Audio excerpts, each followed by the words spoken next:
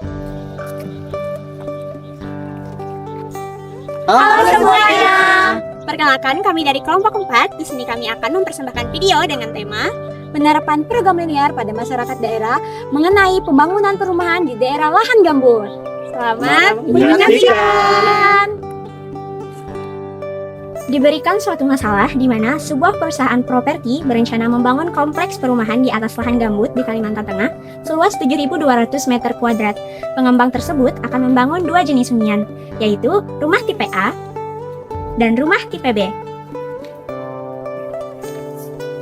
Setiap unit rumah tipe A memerlukan lahan seluas 120 meter kuadrat dengan biaya pembangunan sebesar 130 juta per unit, sedangkan setiap unit rumah tipe B memerlukan lahan seluas 180 meter kuadrat dengan biaya pembangunan sebesar 160 juta per unit. Karena adanya kebijakan keterbatasan daya dukung lahan, total rumah yang boleh dibangun tidak boleh melebihi 50 unit. Selain itu, untuk memenuhi target pasar yang bervariasi, pengembang diwajibkan membangun sekurang-kurangnya 15 unit rumah tipe A dan sekurang-kurangnya 10 unit rumah tipe B. Tentukanlah komposisi jumlah rumah tipe A dan tipe B yang harus dibangun agar total biaya pembangunan mencapai nilai minimum dan juga nilai maksimum. Langkah pertama sebelum kita melangkah lebih jauh adalah menentukan variabel keputusan. Di sini kita ingin mencari berapa banyak rumah yang harus dibangun untuk masing-masing tipe. Misalkan X adalah jumlah rumah tipe A yang dibangun. Misalkan Y adalah jumlah unit tipe B yang dibangun. Kemudian, tujuan utama kita dalam proyek di lahan gambut ini adalah memaksimumkan dan meminimumkan total biaya pengeluaran berdasarkan data biaya per unit. Fungsi tujuan Z dapat kita tuliskan dalam satuan juta rupiah agar lebih sederhana dengan F dalam kurung XY sama dengan 130X ditambah 160Y. Selanjutnya menentukan batasan atau kendala. Kita memiliki beberapa batasan fisik dan kebijakan yang harus dipenuhi. Yang pertama, kendala lahan. 120X ditambah 180Y kurang dari atau sama dengan 7.200. Jika kita sederhanakan dengan membagi seluruh ruas dengan 60, maka persamaannya menjadi 2X ditambah 3Y kurang dari atau sama dengan 120. Kemudian, kendala kapasitas. Jumlah total rumah tidak boleh lebih dari 50. Maka, X ditambah Y kurang dari atau sama dengan 50. Selanjutnya, kendala minimal. Karena permintaan pasar, X lebih dari atau sama dengan 15 dan Y lebih dari atau sama dengan 10. Setelah itu kita lanjut ke menggambar grafik di dalam bidang kartesius. Pertama, untuk melihat daerah penyelesaian, kita bisa menentukan titik potong terhadap sumbu X dan sumbu Y.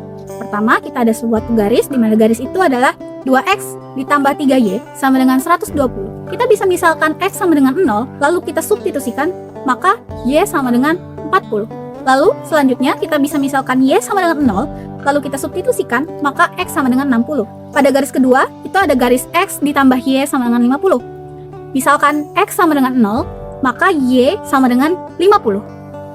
Lalu, selanjutnya misalkan Y sama dengan 0, kita substitusikan, maka X sama dengan 50. Dari kendala tadi, kita dapatkan garis pembatas X itu sama dengan 15, dan garis pembatas Y itu ada di 10. Setelah kita dapatkan titik potong terhadap sumbu X dan sumbu Y, kita bisa gambarkan titik-titik ini ke dalam bidang koordinat kartesius. Kita tentukan daerah penyelesaiannya. Dengan uji titik, kita bisa gunakan titik 0,0 dan kemudian substitusikan ke setiap kendala sehingga diperoleh 0 kurang dari sama dengan 120.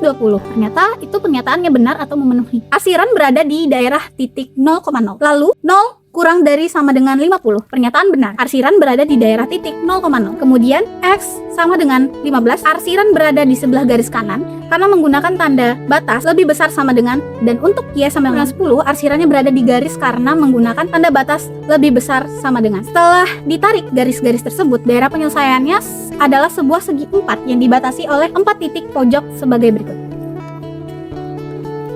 Oke, dari gambar tersebut beberapa titik pojok dapat terlihat langsung seperti perpotongan garis minimal. Namun untuk perpotongan garis kendala lahan dan kapasitas, kita akan menggunakan OB pada matriks agar lebih rapi.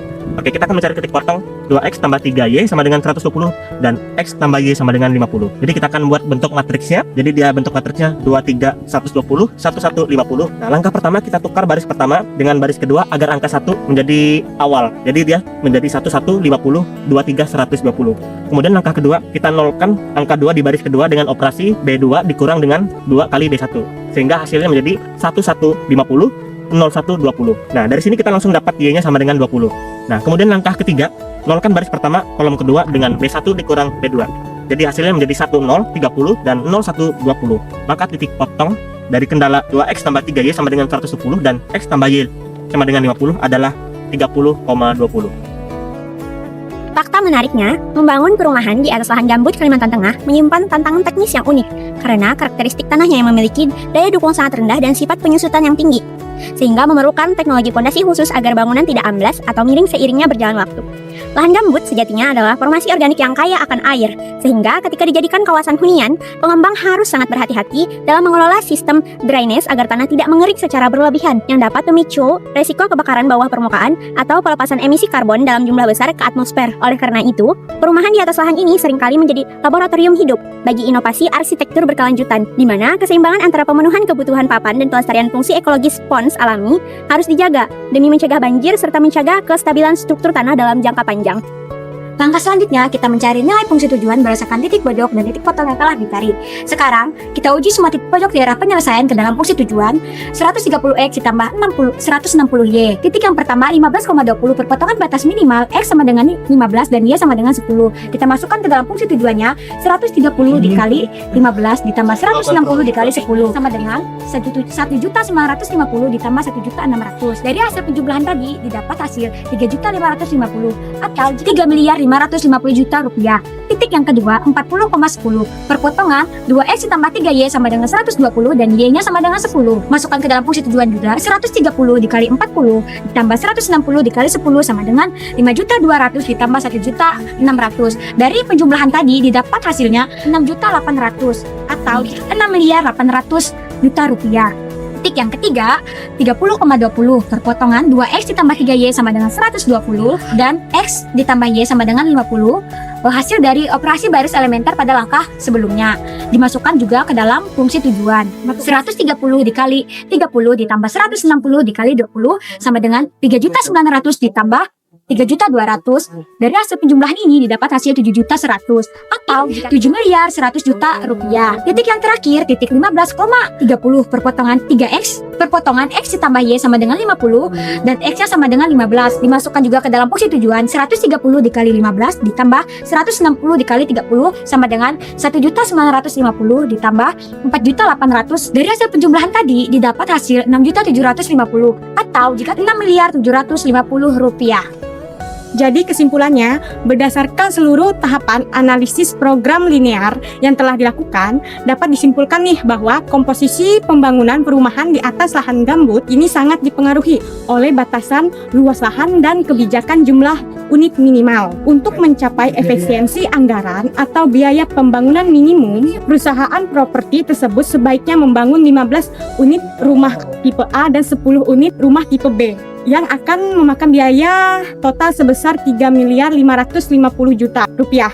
Sebaliknya, apabila perusahaan ingin mengoptimalkan penggunaan lahan dan kapasitas unit hingga mencapai batas biaya maksimum yang diperbolehkan oleh kendala yang ada, maka komposisi yang tepat adalah membangun 30 unit perumahan tipe A dan 20 unit rumah tipe B dengan total biaya sebesar 7.100 juta rupiah. Penentuan kedua titik ini memberikan gambaran nih strategis bagi perusahaan dalam mengambil keputusan finansial yang tetap patuh pada daya dukung lingkungan di wilayah Kalimantan Tengah.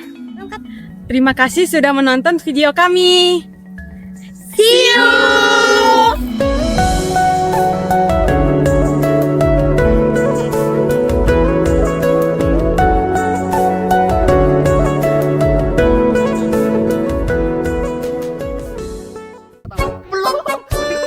Sedangkan B sedang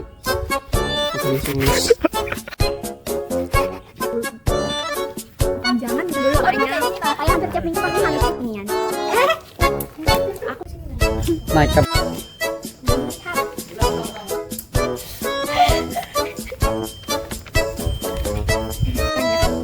Luas. Udah capek. Dan kurang kuatnya.